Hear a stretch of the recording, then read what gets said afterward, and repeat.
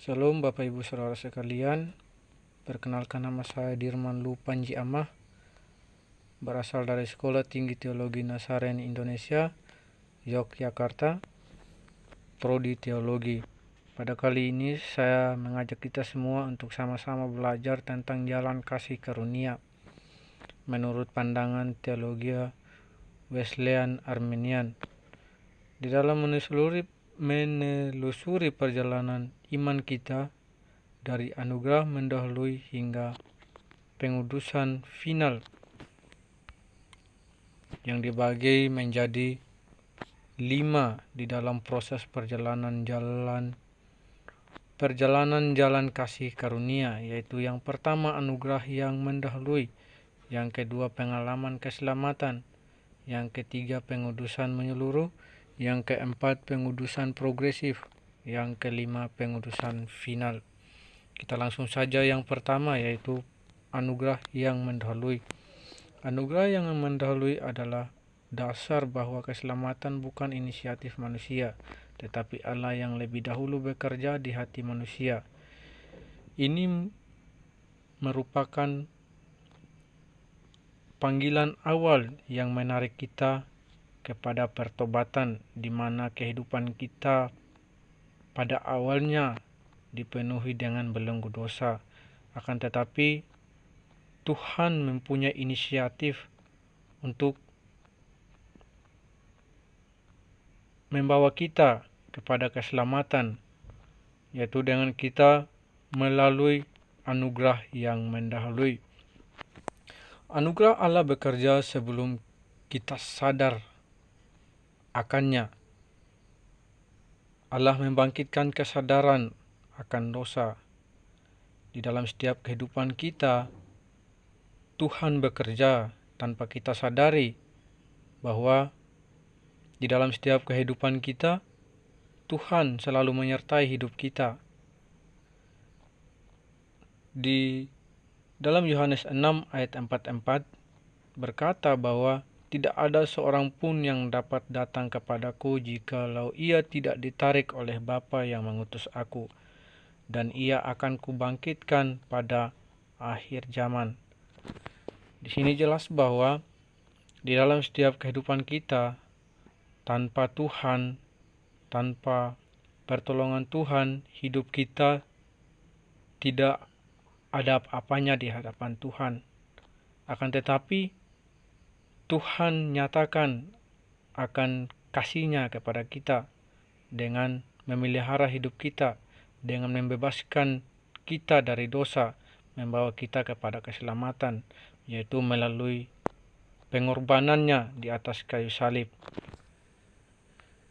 Yang kedua, yaitu pengalaman keselamatan. Pengalaman keselamatan merupakan pembenaran saat seseorang percaya kepada Kristus dan menerima pengampunan.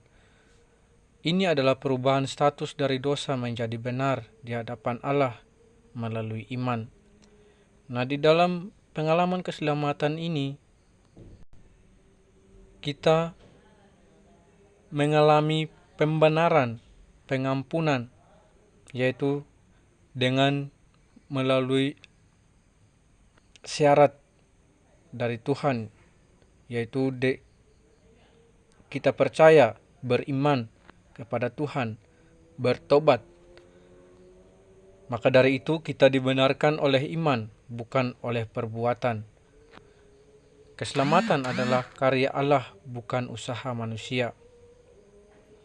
Roma 3 ayat 28 berkata bahwa karena kami yakin bahwa manusia dibenarkan karena iman dan bukan karena ia melakukan hukum Taurat. Yang ketiga, pengudusan menyeluruh. Pengudusan menyeluruh bukan hanya perubahan tingkah laku, tetapi transformasi batiniah. Allah mulai menguduskan setiap aspek hidup kita, pikiran, emosi, dan tindakan. Ini merupakan pengudusan yang membawa kita kepada perubahan akan hidup kita, di mana kita memasuki akan suatu momen di mana kita akan berproses di dalam kita menjalani setiap kehidupan kita menuju kepada pengudusan final, pengudusan yang menyeluruh. Ini merupakan awal untuk kita dibenarkan oleh Tuhan. Ketika kita mengalami pengampunan, ketika kita bertobat kepada Tuhan, kita akan diubahkan mulai dari pikiran kita, emosi, dan tindakan kita. Roh Kudus memperbaharui seluruh keberadaan kita sebagai umat percaya, itu sebagai manusia, keberadaan manusia, melalui terbentuknya karakter baru dalam Kristus, yaitu dengan kita melakukan akan kasih Kristus seperti yang dilakukan Tuhan, yaitu bagaimana kita melayani dengan sungguh-sungguh mengasihi sesama. Efesus 1 ayat 4, sebab di dalam Dia Allah telah memilih kita sebelum dunia dijadikan, supaya kita kudus dan tak bercacat di hadapannya. Yang keempat, pengudusan progresif. Pengudusan progresif adalah proses pertumbuhan dalam kekudusan yang berlangsung seumur hidup.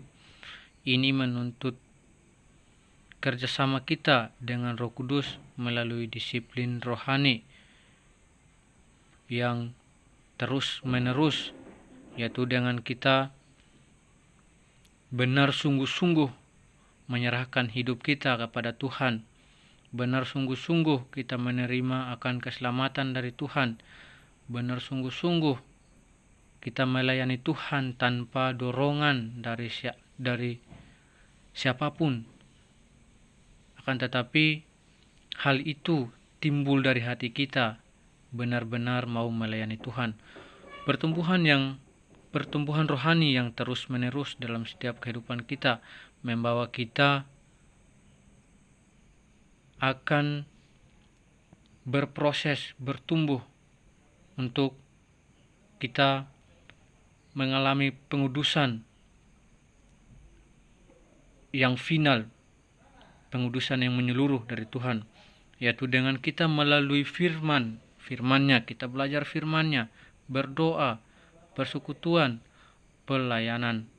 Ini merupakan hal yang sangat dasar dan yang menjadi pondasi bagi kita untuk kita menuju ke pengudusan yang menyeluruh. 1 Tesalonika 4 ayat 3, karena inilah kehendak Allah pengudusanmu, yaitu supaya kamu menjauhi percabulan. Di sini nyata bahwa ketika kita berproses di dalam Tuhan, dengan pastinya kita tidak lagi memikirkan hal-hal yang membuat kita jatuh, contohnya percabulan, perzinahan di dalam setiap kehidupan kita